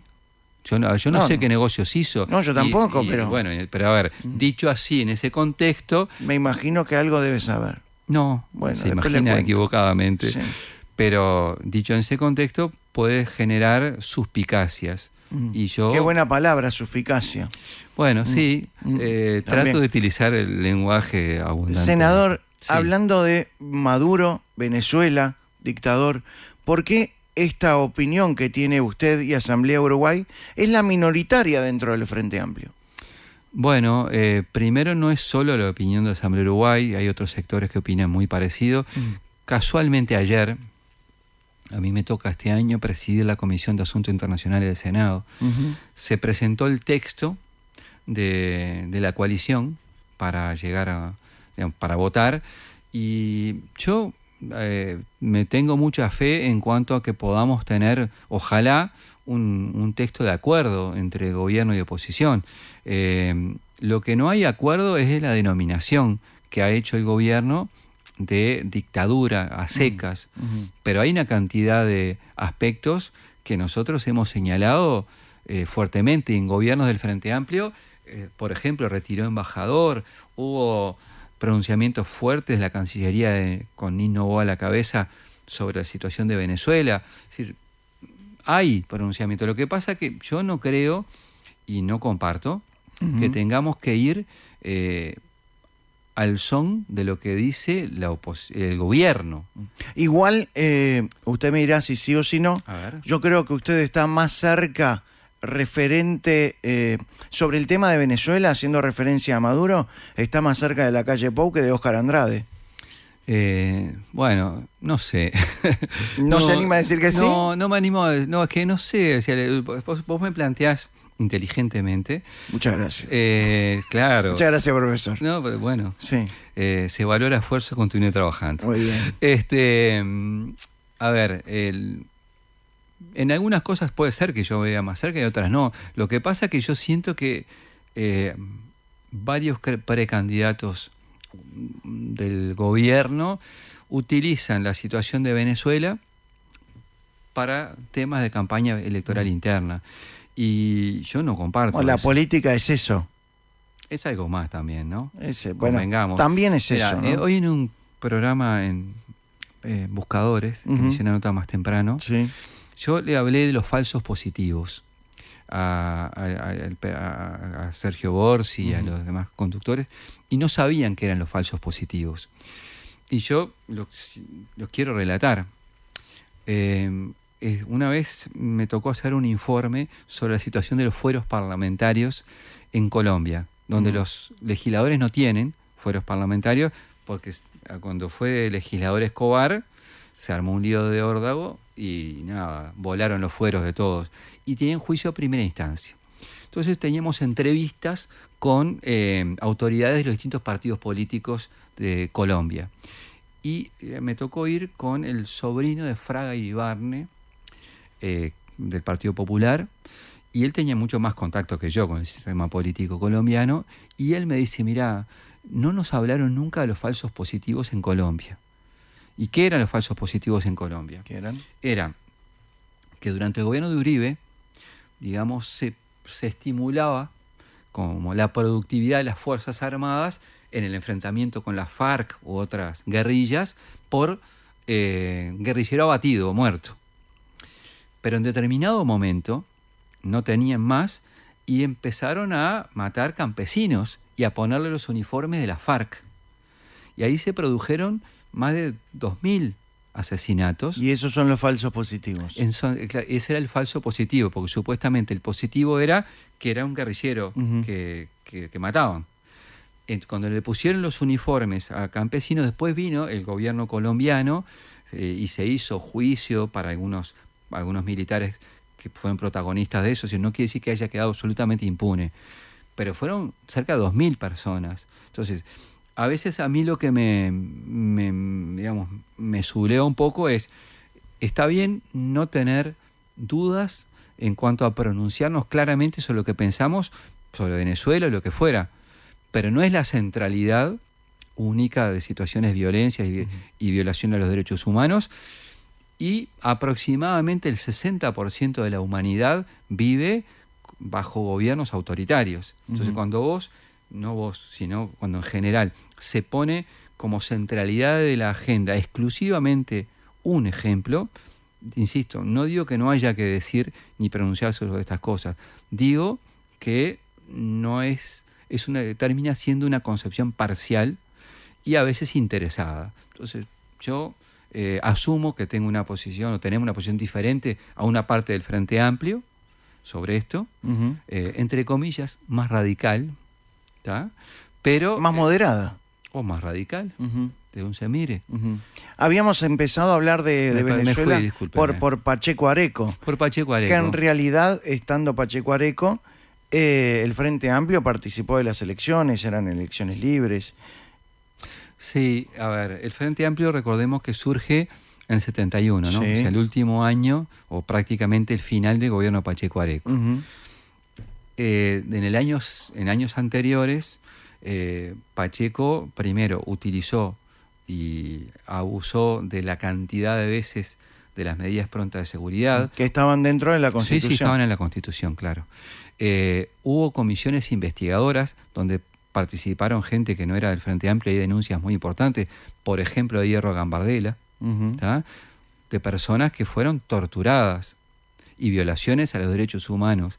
Hubo personas, estudiantes, asesinados, y hubo excesos, hubo partidos que se proscribieron, hubo medios de comunicación que se censuraron y se prohibieron.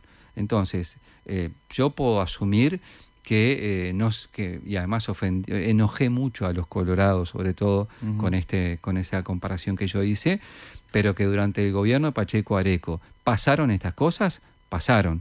Sé el contexto de guerrilla y sé todo lo demás, pero que esas cosas pasaron y hay actas de investigadoras y de denuncias de legisladores del propio Partido Colorado, de Wilson Ferreira y otro más, ninguno de ellos frente amplistas, son datos de la realidad.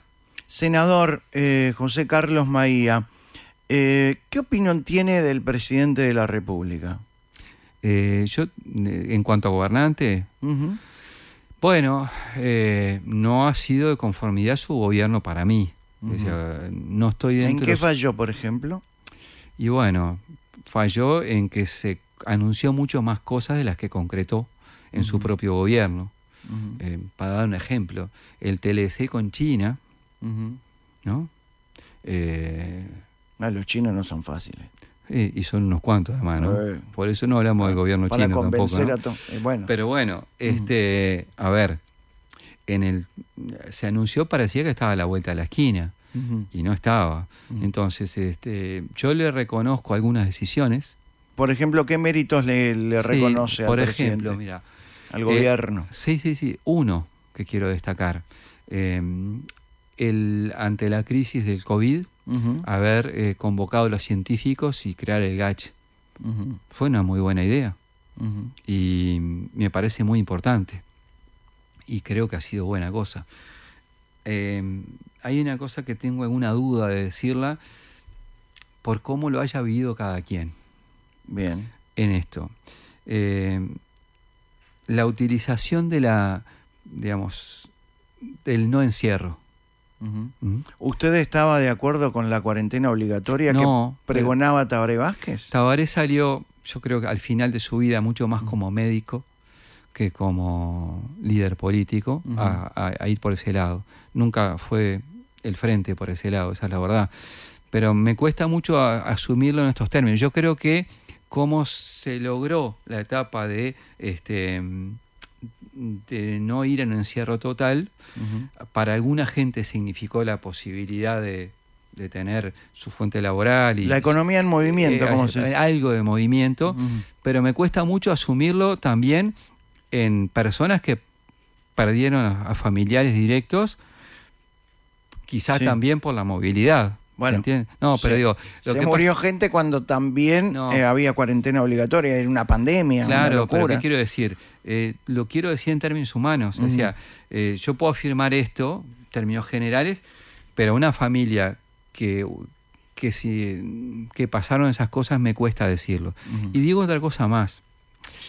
Al mismo tiempo que estoy diciendo esto, el Frente Amplio, en marzo del año que comenzó 2020, la pandemia, le elevó una serie de propuestas que ni siquiera se tomó el trabajo de contestar el presidente de la República. Y aquella cosa que se repite como un mote tras otro de el palo en la rueda, que es un gran invento y no tiene nada que ver con la actitud del Frente Amplio como oposición, en realidad el Frente Amplio hizo muchas veces posible que medidas que eran importantes, incluso que no acompañábamos nosotros, salieran con nuestros votos. Entonces, yo sé la jugada, los estereotipos, todo, pero me gustaría saber, así como se busca qué méritos le reconocemos nosotros al gobierno actual, qué méritos le encuentra la oposición, el gobierno a nuestra oposición. Porque si yo me llevo por la campaña, sí,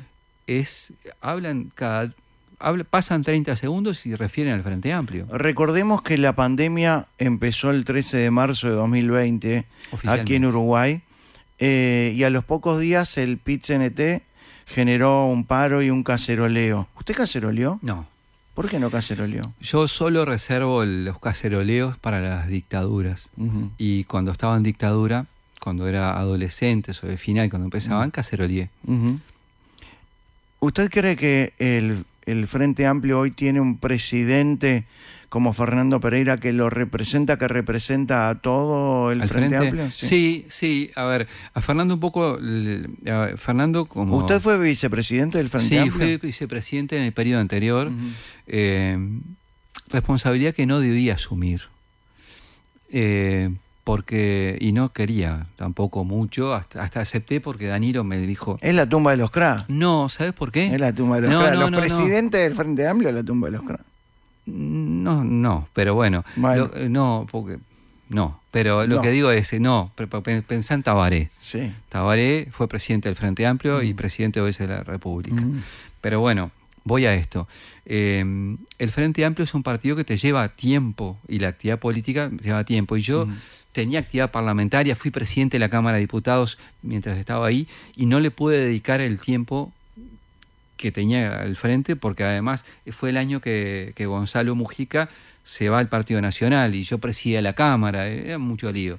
Pero Fernando, primero, creo que como contesta todo y contesta con vehemencia...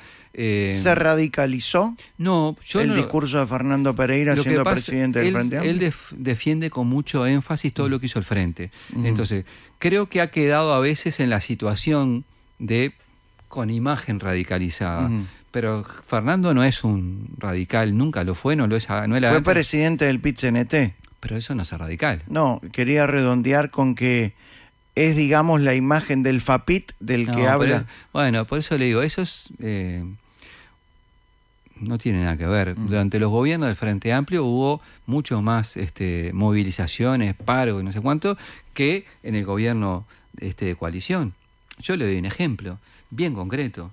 En COFE firmó un acuerdo con el gobierno sobre temas salariales, que tiene todo el derecho a hacerlo, antes que entrara la rendición de cuentas última. Eso nunca sucedió en los gobiernos del Frente Amplio. Y mire que los gobiernos del Frente Amplio recuperamos los salarios de los funcionarios públicos.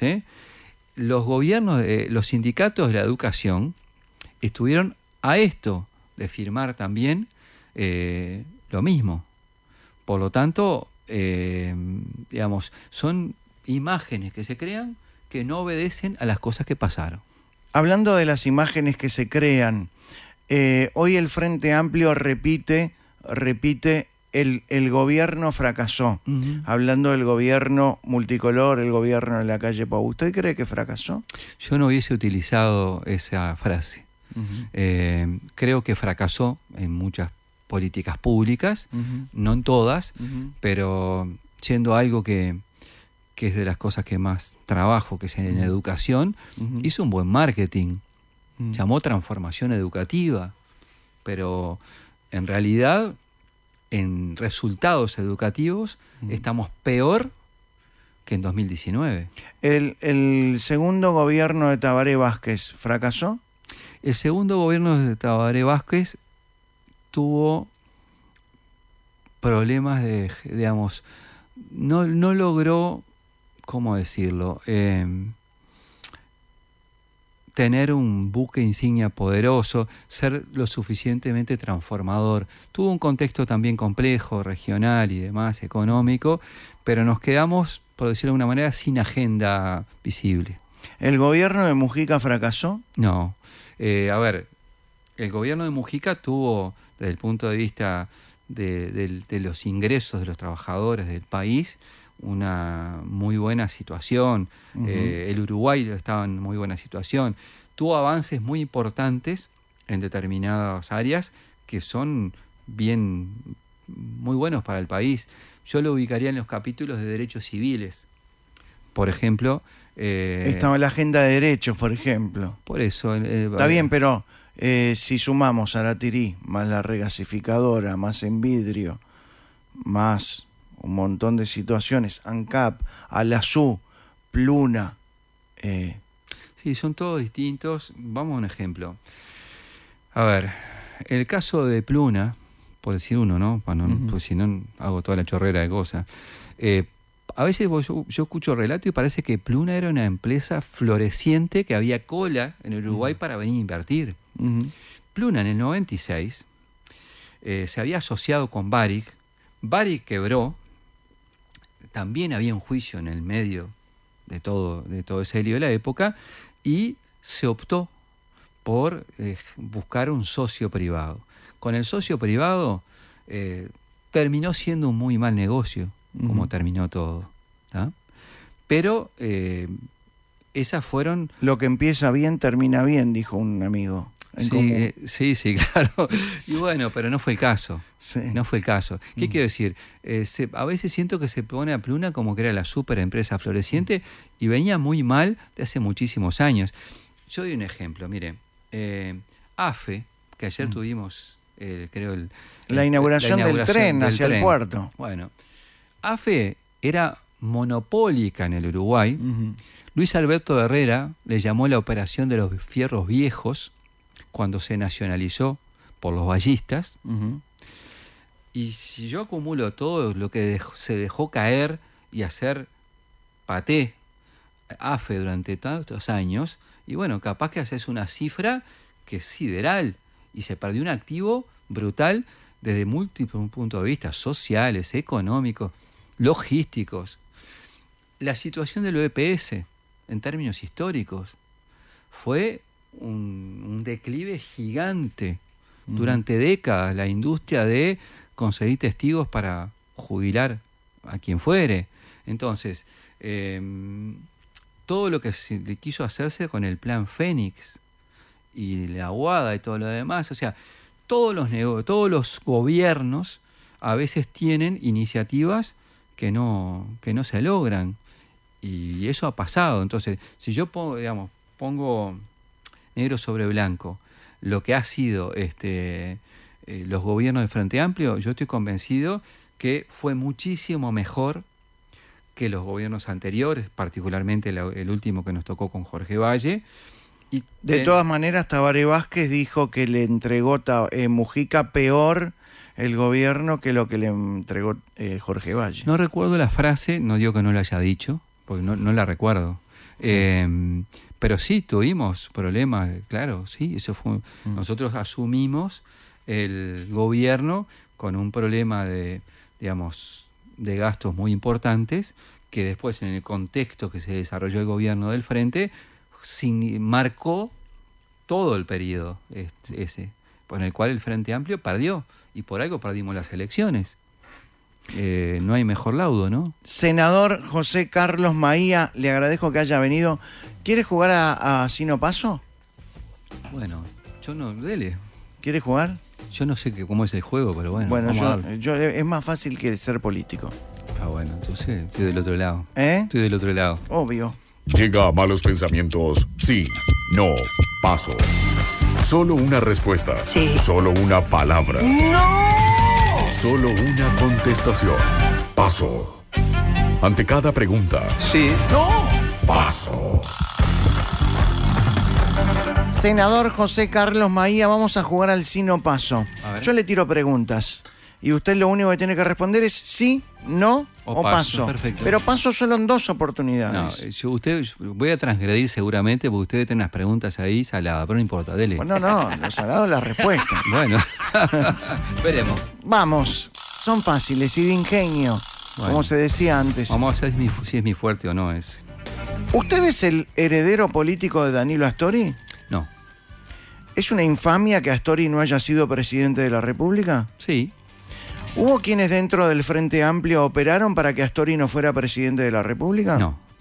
¿Asamblea Uruguay arriesga su capital político con la precandidatura de Mario Vergara? No. ¿Mario Vergara debería reevaluar su precandidatura? No. ¿Florencia Astori es desleal con Asamblea Uruguay al respaldar la precandidatura de Carolina Cose? No. ¿Le molestó que los sectores de Dicandia y Álvaro García retiraran su respaldo a la precandidatura de Vergara? No. ¿Claudia Hugo debería volver a ocupar posiciones de privilegio en Asamblea Uruguay? Ahí paso. Paso. Sí. ¿Los sectores moderados son cada vez más pequeños dentro del Frente Amplio? No. ¿Existe una campaña organizada para dañar la imagen de Yamandu Orsi? No. ¿Coincide con Mujica cuando señala que a Cose no la bancan en el interior? No. ¿Es Cose una buena administradora de recursos públicos? Sí. ¿Montevideo es una ciudad limpia e iluminada? Qué malo que es, Paso. Pero usted dijo que era honesto. Y yo soy No honesto. gaste un paso. No, gasto. Ya le dije que iba a gastar más. Está bien, Chao. está bien, perfecto. ¿Cree que Martín Lema será candidato a la intendencia de Montevideo? Sí. ¿Se imagina como intendente de Canelones? No. ¿Le gustaría ser ministro de Educación? No. ¿Cree que Jorge Díaz formará parte de un eventual gobierno del Frente Amplio? No. Pese a tenerlo prohibido, ¿cree que la calle Pou está interviniendo en la campaña? Sí. ¿Le guarda respeto a Graciela? Es un sí con gestos. Ahí está, ahí está. Dele la entonación que quiera.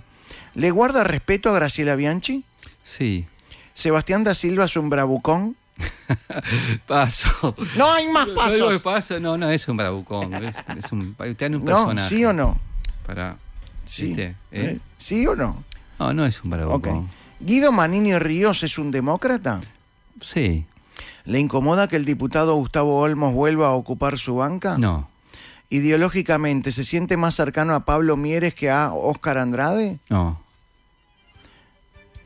Es Lo una... sorprendí, ¿no? ¿Eh? Sí, pero es verdad, ¿no? ¿Es un error del PIT-CNT y el Partido Comunista recolectar firmas para derogar la Ley de Seguridad Social? Sí. ¿Coincidió con Astori cuando señaló que en el gobierno de Mujica se gastó mucho y mal? Sí. ¿Se equivocó al comparar a Nicolás Maduro con Pacheco Areco? No. ¿Hay democracia en Venezuela?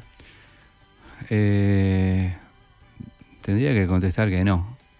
¿Javier Milei es una amenaza para la democracia argentina? Es que no sé ni qué contestarte en esto. Le regalo no. un paso, le regalo un paso. No lo voy a gastar, no. Mm. No, es no. Es no. ¿Se ¿Ya sintió terminó? cómodo? Sí, bien. Bien. Espero que la gente le haya Obvio. resultado bueno. Obvio. ¿Mario Vergara sabía que iba a venir? No sé si sabía. Oh. Y usted dice que se va a quedar preocupado después. No, si está invitado. Bueno, pero arregle con Mario Vergara la cosa que tiene que arreglar conmigo. No me meta en el medio. Lo tengo que ir a invitar a tomar algo primero, me parece. ¿Te dice?